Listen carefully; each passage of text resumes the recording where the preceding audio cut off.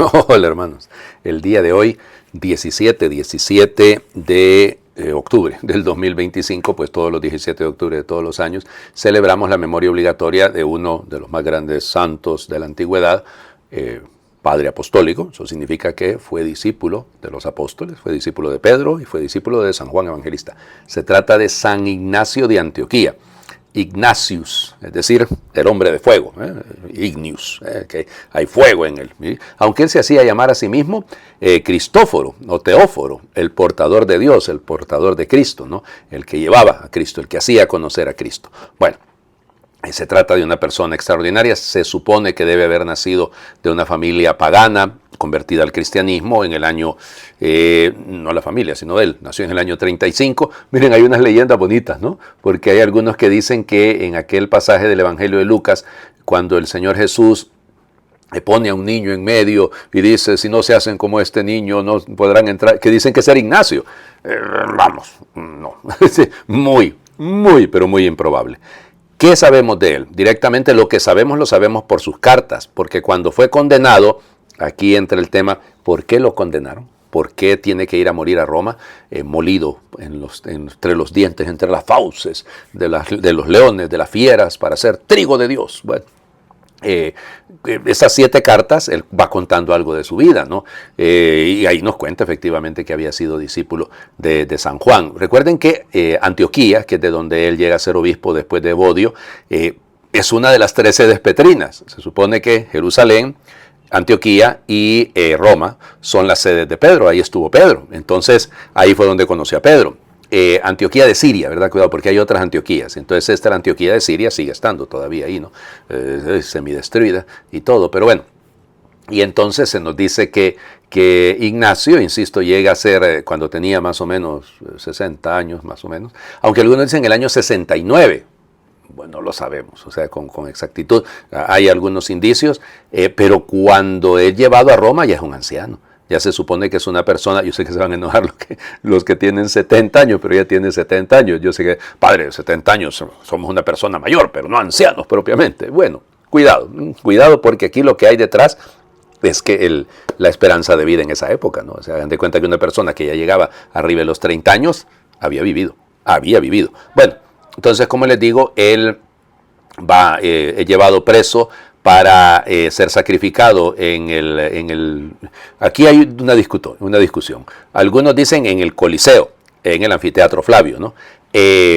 Otros dicen que fue en el Circo Máximo. La mayoría se decanta, porque aquí el problema es que tenemos que seguir lo que dice San Policarpo de Esmirna, que es contemporáneo, y lo que va a decir muchísimos años más tarde Ireneo y Eusebio, San Ireneo y Eusebio de Cesarea. Entonces, ahí por eso les digo la discusión desde el punto de vista histórico, arqueológico, vamos, y eso. Ahora, en lo que va de camino, el hombre va escribiendo cartas y por eso cuando llega a Esmirna, por ejemplo, escribe las 4 primeras cartas. 3 de ellas van dirigidas a comunidades de Asia Menor, a Éfeso, a Magnesia y a Tralia.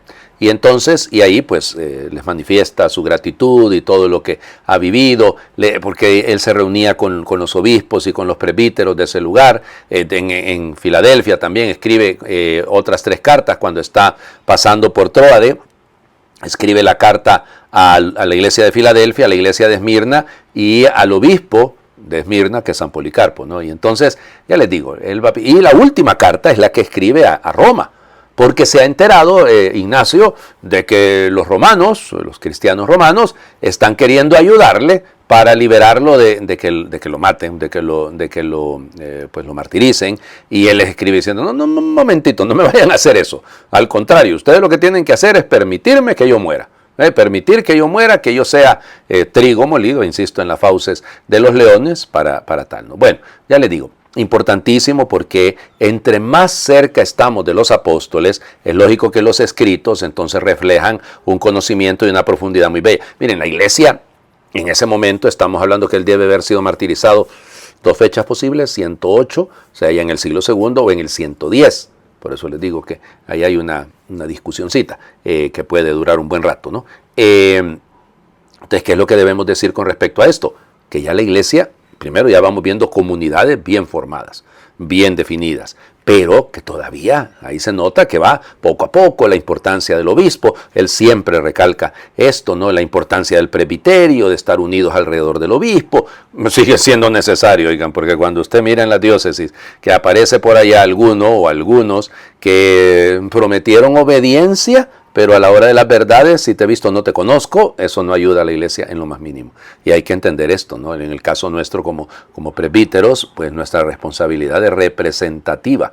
Ya, claro, podemos no estar en 100% de acuerdo con lo que dice el obispo, háblelo con él.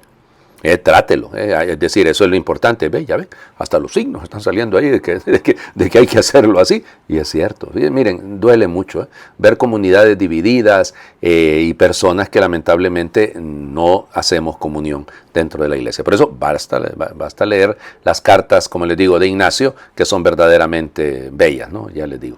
Y entonces, ¿qué digo? O sea, realmente un par de cosas nada más para que nos entendamos. Lo primero, que las cartas, insisto, reflejan comunidades ya formadas, ¿ya? Que van, insisto, tomando una mayor forma a lo que tenemos hoy en día, que se van acercando cada vez más a lo que tenemos hoy en día, pero que ya indican e implican que si Ignacio ha sido discípulo de Juan Evangelista y ha sido discípulo de Pedro, quiere decir que lo que él predicaba, lo que él enseñaba, cómo él conformaba su vida comunitaria, es lo que le enseñaron los apóstoles. Creo que en esto, por favor, tenemos que entender y captar que realmente se trata de una cosa muy bella.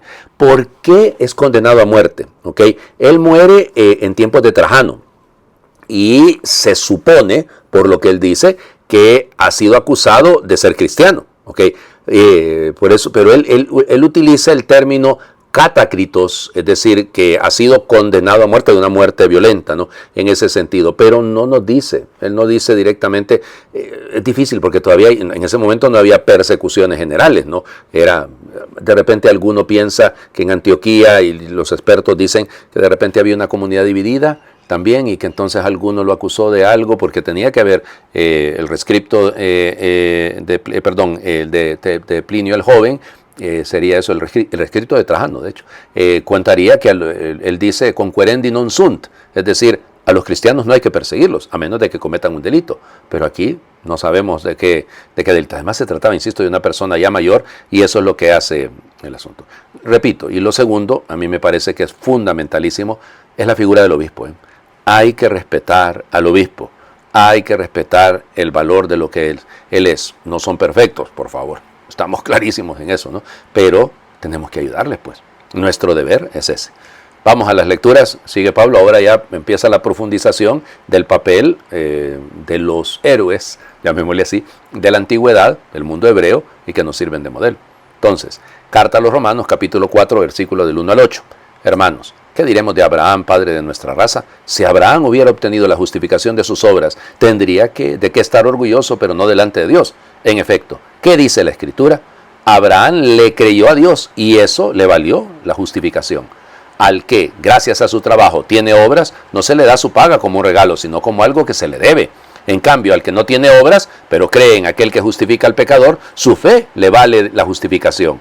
En este sentido, también David proclama dichoso al hombre a quien Dios tiene por justo, independientemente de las obras. Dichosos aquellos cuyas maldades han sido perdonadas y cuyos pecados han sido sepultados. Dichoso el hombre a quien el Señor no le tome en cuenta su pecado. Palabra de Dios. Te alabamos, Señor. Está citando Pablo un salmo. Recuerden que en la carta a los Romanos habrá muchas citas del Antiguo Testamento por la necesidad que tiene Pablo de confirmar lo que está enseñando a partir de lo vivido por el pueblo de Israel. Entonces él está de alguna manera llevando adelante esto. Entonces, Abraham es anterior a Moisés, así que Abraham no conoció la ley. Entonces, ¿cómo se salvó Abraham si no había ley? Si la ley es la que nos salva, ¿cómo se salva Abraham? Tiene una lógica bella esto, tiene una lógica preciosa. ¿Cómo se va a salvar Abraham si no hay conocimiento de la ley? Pues se salva por la fe. Y en este caso, la fe, cuidado, no es una confesión, nótenlo. No es que digo que yo creo en Cristo, ya por eso ya soy salvo. No, no lo dice. Lo que dice es que esa fe en Él implicó confianza plena en Dios y dejarse conducir por Dios.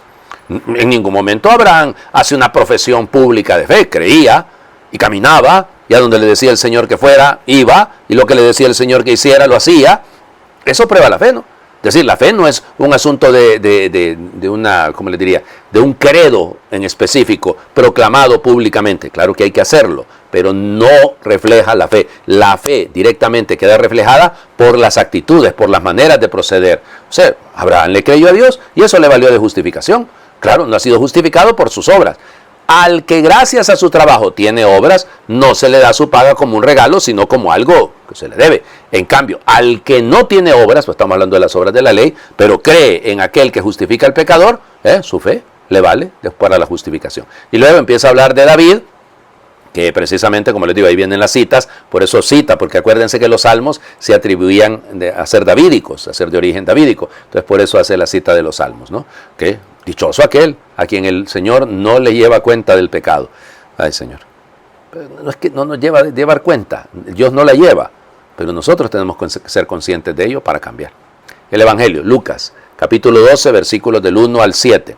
En aquel tiempo la multitud rodeaba a Jesús en tan gran número que se atropellaban unos a otros. Entonces Jesús les dijo a sus discípulos: cuídense de la levadura de los fariseos, es decir, de la hipocresía. Porque no hay nada oculto que no llegue a descubrirse, ni nada secreto que no llegue a conocerse. Por eso, todo lo que ustedes hayan dicho en la oscuridad se dirá a plena luz, y lo que hayan dicho en voz baja y en privado se proclamará desde las azoteas. Yo les digo a ustedes, amigos míos, no teman a aquellos que matan el cuerpo y después ya no pueden hacer nada más. Les voy a decir a quién han de temer. Teman a aquel que después de darles muerte los puede arrojar al lugar de castigo. Se lo repito, a él sí tienen que temerlo.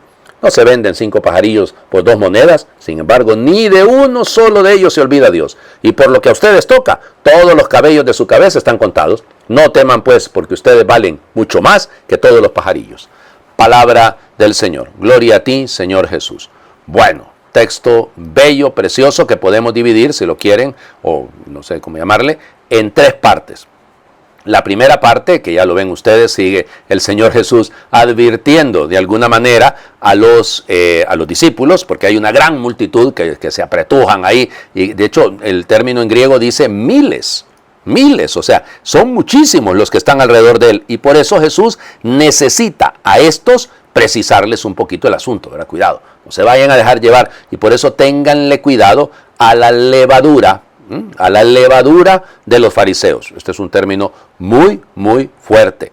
¿Por qué? Porque la levadura hace crecer, ¿no? La simé se dice en griego. Esa es la imagen de esa influencia interior que fermenta toda la masa. Pero aquí más bien representa, como en el caso de Mateo, no en el capítulo 13, pero aquí lo que representa es la corrupción.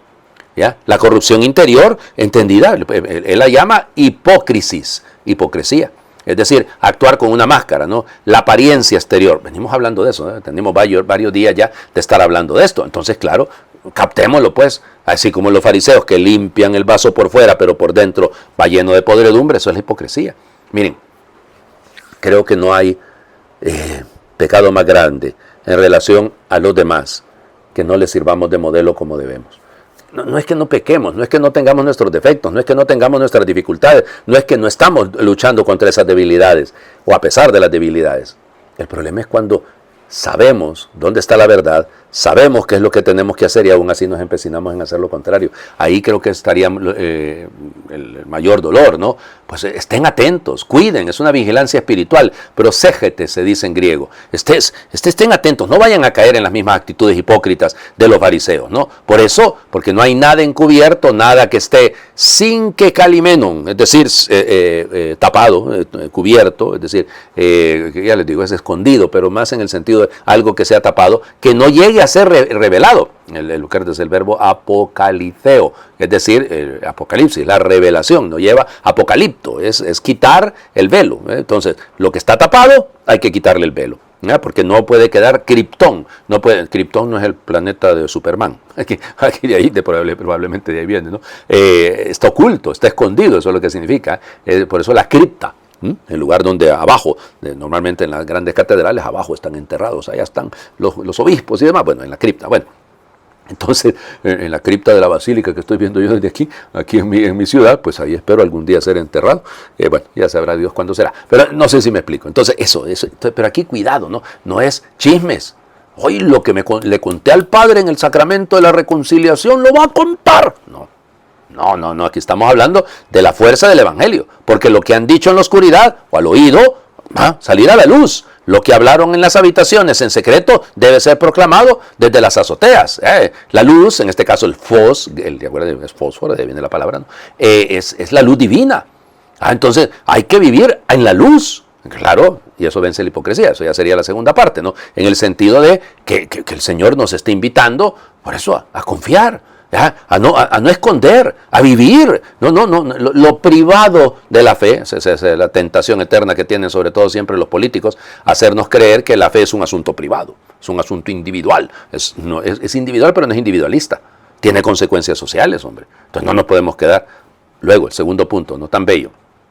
Yo les digo a ustedes, amigos míos, no teman a aquellos que matan el cuerpo, pero no pueden matar el alma. El matar, ¿no? Ese término duro, ¿no? No tengan miedo, no caigan en el mefobetete, es decir, en el miedo, pues una fobia, viene de fobetete, ¿no? Es eso, es enfermizo, ¿no? Es enfermizo. Fíjense que aquí Lucas llama a los discípulos filoi, le llama amigos. Eso solo va a pasar en el capítulo 15 de San Juan, ¿no?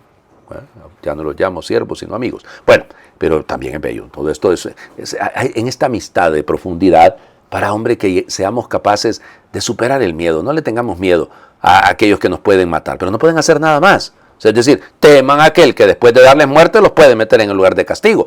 Claro, evidentemente aquí, muy probablemente, dicen los padres de la iglesia, ahí sí puede referirse a la gehenna como el lugar de castigo, como el infierno, el signo del castigo final. Los padres ya les diría, no tengan miedo al que pierde la vida temporal o les puede quitar la vida temporal, sino al que les puede hacer perder la vida eterna. Y en este caso ustedes dirán, el diablo. Yo diría más bien, temer a Dios, el temor de Dios, el temer que nuestro pecado nos aleje de Él. Y la tercera parte, por el tiempo también, no se venden 5 pajarillos por unas monedas, por un par de monedas. Sin embargo, qué bello esto, ¿no? Eso es para que confiemos, nos abandonemos. Dios nos ama más que todos los pájaros del mundo. Nuestros cabellos, de lo que yo ayer me he ido a cortar el cabello, entonces digo, nuestros cabellos están contados. Le he facilitado un poco la cosa al Señor. Tengo menos pelo ahora en este momento, así que puede contar más fácil. Pero claro, no teman pues, no teman, porque ustedes valen más que todos los pájaros del mundo. Qué bonito esto, ¿no? Es una confianza. Mira, cada uno de nosotros, abandonarnos, confiar, sentir, seguir. Les invito a hacer oración. A San Ignacio, inspirada en San Ignacio. Querido Padre, tú escogiste a tu siervo San Ignacio de Antioquía para dar un testimonio del más puro amor por ti. Escribió cartas inspiradoras a las comunidades cristianas para ayudarles a crecer en la fe. A pesar de los obstáculos y dificultades de su tiempo, nada le impidió llevar a cabo su ministerio de predicar el Evangelio.